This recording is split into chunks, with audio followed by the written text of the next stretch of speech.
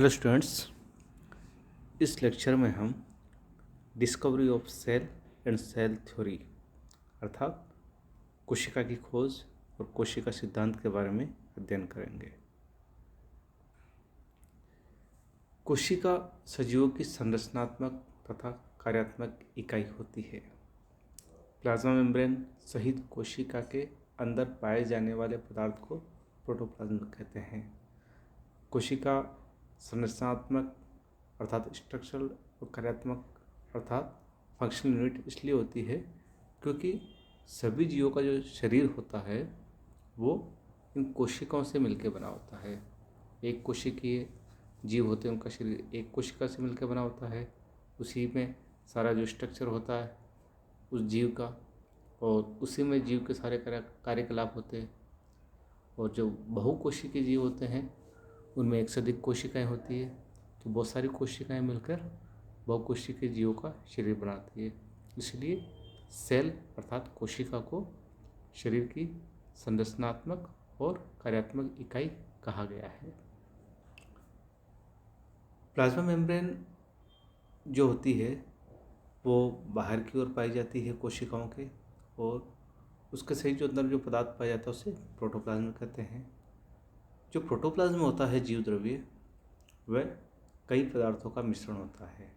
For example carbohydrate, protein, वसा, खनिज लवण, इसके अलावा जल आदि कई पदार्थों का ये मिश्रण होता है। इसको दो कंपार्टमेंट में डिवाइड किया जा सकता है, एक तो न्यूक्लियस और साइटोप्लाज्म। न्यूक्लियस जो होता है वो बाकी भाग जिसे साइटोप्लाज्म बोलते हैं उससे न्यूक्लियर मेम्ब्रेन जो कि डबल मेम्ब्रेन होती है उसके द्वारा पृथक होता है। एक कोशिकीय अर्थात यूनिसेलुलर प्राणियों में कोशिका की सभी क्रियाएं प्राणियों की ही क्रियाएं होती है, जबकि मल्टीसेलुलर जीवों में अर्थात जिनका शरीर एक से अधिक कोशिकाओं से मिलकर बना होता है उन जीवों में विभिन्न प्रकार की कोशिकाएं जो होती है वो विभिन्न क्रियाएं करती है। अर्थात उनमें कोशिकाओं के मध्य जो डिवीजन ऑफ लेबर या डिवीजन ऑफ वर्क पाया जाता है। कुछ कोशिकाएं विशिष्ट प्रकार का कार्य करती है, कुछ अलग प्रकार का कार्य करती है। कोशिकाओं की संरचना, कार्य व गुणन आदि के अध्ययन से संबंधित विज्ञान जीव विज्ञान की शाखा को सेल बायोलॉजी, साइटोलॉजी या कोशिका विज्ञान कहते हैं। कोशिका विज्ञान के अंतर्गत क्या क्या करते हैं, किसका अध्ययन करते हैं? एक तो कोशिकाओं की संरचना का, स्ट्रक्चर का, कोशिकाएं क्या क्या कार्य करती है और वो कैसे एक से दो होती है अर्थात मल्टीप्लाई कैसे होती है, इस चीज़ का हम साइटोलॉजी जो ब्रांच होती है जीव विज्ञान की उसके अंतर्गत अध्ययन करते हैं। कोशिकाओं का जो अध्ययन होता है, स्टडी, वो माइक्रोस्कोप से ही किया जा सकता है। इसका कारण ये है कि कोशिकाओं का जो साइज होता है, आकार होता है, वो बहुत सूक्ष्म होता है, इसलिए हम उनको नेकेड आई नग्न आंखों से नहीं देख सकते हैं। इसलिए उनको देखने के लिए माइक्रोस्कोप या सूक्ष्मदर्शी की आवश्यकता होती है। यही कारण है कि माइक्रोस्कोप का जो आविष्कार हुआ उसके बाद उसमें जो अलग अलग जो प्रोग्रेस हुई उसके फंक्शंस में, तो उसके साथ साथ ही कोशिका विज्ञान में भी विकास हुआ। सन 1665 में रॉबर्ट हुक नाम के एक वैज्ञानिक ने एक माइक्रोस्कोप बनाया, सूक्ष्मदर्शी बनाया, और उसके द्वारा उन्होंने कोर की एक जो बिल्कुल थिन लेयर है, पतली परत, उसको काट के देखा। तो उन्होंने क्या देखा कि ये बहुत सी जो मोटी भित्ति वाले रिक्त चेम्बर्स जो प्रकोष्ठ होते हैं उनके मिलकर बने होती है। इन प्रकोष्ठों को रॉबर्ट हुक ने सेल्स या खोखली जगह नाम दिया। एक्चुअली ये जो उन्होंने जो देखा था वो सेल्स नहीं थी, वो जो पादप कोशिका की जो सेल वॉल थी वो स्ट्रक्चर उन्होंने देखा था और उनको उन्होंने सेल नाम दिया। अब हम बात करते हैं सेल थ्योरी अर्थात कोशिका सिद्धांत की। कोशिका सिद्धांत क्या है? अनेक जो वैज्ञानिक हुए उनके द्वारा शताब्दियों तक किए गए शोध कार्यों और अध्ययनों द्वारा ये तो प्रूफ हो गया, प्रमाणित हो गया कि कोशिका ही जीवन की मूलभूत इकाई होती है, जैसा कि भी अपने बात की कि वो स्ट्रक्चरल और फंक्शनल यूनिट होती है। जर्मनी के एक वनस्पति शास्त्री हुए हैं जिनका नाम है मैथियस लीडन। उन्होंने 1838 में पौधों की कोशिकाओं का अध्ययन किया। और जर्मनी के ही एक प्राणी शास्त्री तथा जूलॉजिस्ट हुए हैं जिनका नाम है थियोडोर। उन्होंने 1839 में एनिमल सेल्स अर्थात प्राणी कोशिकाओं का अध्ययन किया। और इन दोनों वैज्ञानिकों ने अपने अपने अध्ययन के आधार पर एक सिद्धांत दिया, प्रसिद्ध सिद्धांत जिसका नाम है सेल थ्योरी, जिसको कोशिका सिद्धांत के नाम से जाना जाता है। इस सिद्धांत के अनुसार शरीर एक या अनेक सूक्ष्म कोशिकाओं का बना होता है। एक उनके लिए जिनका शरीर एक कोशिकीय होता है, और अनेक जो मेटाजोआ समूह के जंतु होते हैं, जीव होते हैं, उनका शरीर अनेक कोशिकाओं से मिलकर बना होता है। इसीलिए शरीर की संरचनात्मक और क्रियात्मक इकाई कोशिका होती है। जो महत्वपूर्ण बिंदु कोशिका सिद्धांत के हैं वो ये है कि सभी जीवों, चाहे वो प्लांट हो चाहे एनिमल्स, पौधे हो या प्राणी, उनका शरीर एक या अनेक कोशिकाओं से बना होता है। इसलिए कोशिकाएं जीवों की संरचनात्मक इकाई है, अर्थात स्ट्रक्चरल यूनिट है, क्योंकि स्ट्रक्चर एक जीवों का स्ट्रक्चर एक कोशिकाओं से या अनेक कोशिकाओं से मिलकर बना होता है। उपापचय अर्थात मेटाबॉलिज्म जो होता है उसकी कई भी कोशिकाएं होती है, क्योंकि कोशिकाओं में ही उपापचय क्रिया होती है जो कि मिलकर शरीर की क्रिया बनाती है। इसलिए कोशिकाएं शरीर की फंक्शनल यूनिट या क्रियात्मक इकाई भी होती है। नई कोशिकाओं का निर्माण पहले से जो उपस्थित कोशिका है उनसे होता है। ऐसा नहीं होता है कि कोई कोशिका है नहीं पहले से और कोई नई कोशिका अचानक बन गई।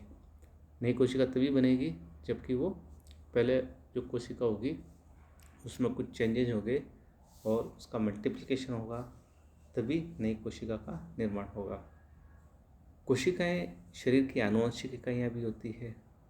आनुवंशिक इकाइयाँ इसलिए होती है कि कोशिकाओं में जो न्यूक्लियस होता है, न्यूक्लियस जो कि यूकैरियोटिक कोशिकाओं में होता है, प्रोकैरियोट में डीएनए होता है, क्रोमोसोम्स, वो आनुवंशिक पदार्थ होता है और सभी कोशिकाओं में ये आनुवंशिक पदार्थ होता है।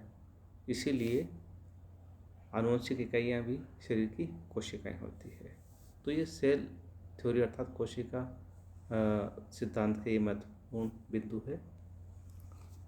उसके बाद हम बात करते हैं एक्सेप्शंस ऑफ सेल थ्योरी, यानी सेल थ्योरी या कोशिका सिद्धांत के कुछ अपवाद भी है।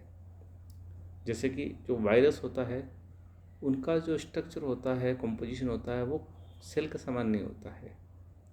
ये जब सेल्स के बाहर होते हैं तब ये निर्जीव होते हैं और जटिल रासायनिक अणु के रूप में रहते हैं, परंतु जब ये जीव कोशिकाओं में एंटर करते हैं तो सजीवों का लक्षण प्रदर्शित करने लगते हैं। जैसे इनमें ग्रोथ भी होती है, इनमें रिप्रोडक्शन होता है। अतः इन्हें सजीवों के साथ वर्गीकृत नहीं करते हैं। जीव विज्ञानी जो बायोलॉजिस्ट है उन्हें आदिम जीव मानते हैं जो अभी भी कोशी की अवस्था तक नहीं पहुँचे। वायरस अर्थात विषाणुओं को सजीव रसायन ही माना जाता है। कुछ प्रोटोजोआ, शैवाल तथा कवक आदि भी कोशिका सिद्धांत के अफाद होते हैं। सिग्निफिकेंस ऑफ सेल थ्योरी अर्थात कोशिका सिद्धांत के महत्व की हम बात करें तो विभिन्न प्रकार की कोशिकाओं के अध्ययन से ज्ञात हुआ है कि उनकी संरचना और रासायनिक संगठन में एक रूपता होती है। जो बेसिक स्ट्रक्चर और बेसिक जो उनका जो कंपोजिशन होता है वो लगभग समान होता है।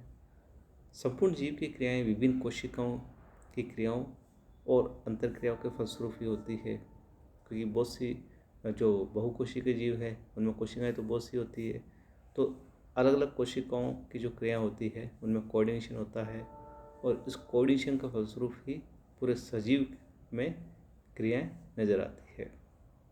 बच्चों के अनुसार जीवन प्रारंभ होने से अब तक कोशिका पीढ़ियों की एक अटूट तथा क्रमबद्ध श्रृंखला रही है। इसको हम यूँ भी कह सकते हैं कि प्राणियों की पूर्व जन्म परंपरा समान है, क्योंकि जब से कोशिका बनी है फर्स्ट टाइम, उससे लेके 1 से 2, 2 से 4 करके आगे से आगे जीवों का निर्माण होता गया है। उसके बाद हम बात करते हैं प्रोटोप्लाज्मिक थ्योरी अर्थात जीव द्रव्य सिद्धांत। कोशिका की खोज के साथ साथ साइंटिस्ट का ध्यान एक पदार्थ की ओर गया जो औपंग या स्लाइम की ओर आकर्षित हुआ, जो कोशिका में पाया जाता है। स्लाइडेन नाम के वैज्ञानिक ने इसे एक प्रकार का गम या गोंद बताया और डुजार्डिन ने 1835 में कोशिका के इस औपंग का रासायनिक अध्ययन कर इसे सार्कोड नाम दिया और कहा कि यह केवल प्राणी में ही पाया जाता है, क्योंकि उन्होंने प्राणी कोशिका का अध्ययन किया था। इसलिए उन्हें लगा कि ये जो सार्कोड या गम समान जो स्ट्रक्चर है, जिन्हें उन्होंने सार्कोड नाम दिया डुजार्डिन ने, उनको लगा कि ये प्राणी कोशिकाओं में पाया जाता है। लेकिन ह्यूगो वॉन मोल नाम के वैज्ञानिक ने 1946 में बताया कि प्लांट कोशिकाओं में अर्थात पौधों पादपों की कोशिकाओं में भी ऐसा ही पदार्थ पाया जाता है, सार्कोड जैसा। और J.E. पर्किंजे ने 1841 में सार्कोड को प्रोटोप्लाज्म अर्थात जीवद्रव्य नाम दिया। प्रोटोप्लाज्म या जीवद्रव्य नाम पर्किंजे ने ही दिया। 1865 में हक्सले नाम के वैज्ञानिक ने जीवद्रव्य को डिफाइन किया, उनको परिभाषित किया। वो परिभाषित कैसे किया कि उनके अनुसार जो जीवद्रव्य होता है वह जीवन का भौतिक आधार है। Protoplasm is physical basis of life. जीवद्रव्य का सिद्धांत हार्टविग ने सन 1892 में प्रस्तावित किया था। इस सिद्धांत के अनुसार जो जीवद्रव्य का सिद्धांत है उसके अनुसार जीवद्रव्य कोशिका में पाए जाने वाला एक जेली समान वह पदार्थ होता है जो कोशिका कला द्वारा बाहर से परिबद्ध रहता है। बाहर की ओर प्लाज्मा मेम्ब्रेन पाई जाती है कोशिका कला, उससे सराउंडेड होता है तथा इसमें एक न्यूक्लियस या केंद्रक भी उपस्थित होता है। सभी जैविक क्रियाएं जीवद्रव्य में होती है। जीवद्रव्य कार्बनिक तथा अकार्बनिक यौगिकों का एक जटिल मिश्रण होता है तथा इसमें स्वयं की कुछ विशेषताएं मिलती है। ये विशेषताएं जीवद्रव्य के जैविक गुण कहलाती है तथा यही किसी जीवधारी की भी विशेषताएं बनाती है। जो विशेषताएं जो है वह गति, पोषण, श्वसन, उत्सर्जन, उपापचय, वृद्धि, संवेदना, जनन आदि। तो इस प्रकार जो प्रोटोप्लाज्म है जीवद्रव्य वो बेसिकली क्या है, जो ऑर्गेनिक अर्थात कार्बनिक या इनऑर्गेनिक या अकार्बनिक पदार्थों का एक मिश्रण होता है। तो वो मिश्रण इस प्रकार का होता है कि इनमें वो जीव शक्ति उत्पन्न करता है, जिसका फलस्वरूप जो जीवधारी होता है वो विशेष प्रकार की विशेषताएं लिए होते हैं, जैसे गति, पोषण, श्वसन, उत्सर्जन, उपापचय। इस प्रकार हमने इस लेक्चर में सेल थ्योरी और प्रोटोप्लाज्मिक थ्योरी का अध्ययन किया और कोशिका के डिस्कवरी आविष्कार के बारे में हमने जाना। Thank you.